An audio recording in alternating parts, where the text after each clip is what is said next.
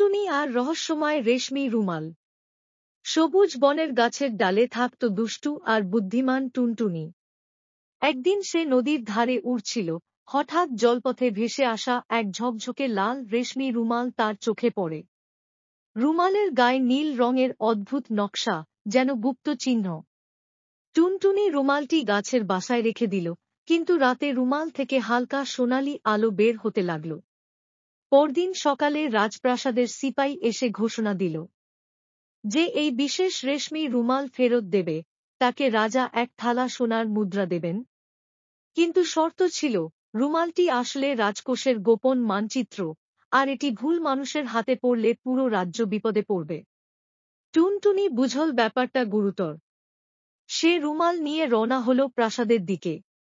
কিন্তু পথে দুষ্টু মন্ত্রী আর তার গুপ্তচররা রুমাল দখল করতে চাইল।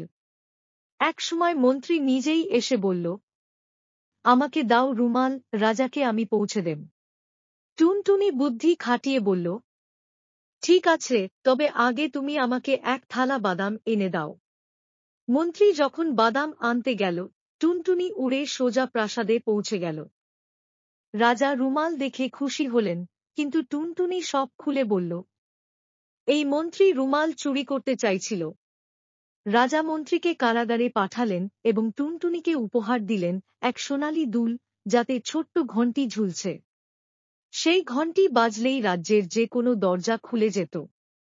রেশমি রুমাল আবার রাজকোষে রাখা হল, কিন্তু টুনটুনির মনে প্রশ্ন রইল, রুমালের এই অদ্ভুত চিহ্নগুলোর মানে কি? এগুলো কি অন্য কোনো গুপ্তধনের ইঙ্গিত? সেদিন থেকেই শুরু হল টুনটুনির নতুন রহস্যভ্রমণ। বুদ্ধি আর সততা দিয়ে যেকোনো বিপদ জয় করা যায়। প্রলোভনে পা না দিয়ে সত্যের পথে চললে সম্মান ও পুরস্কার দুটোই মেলে।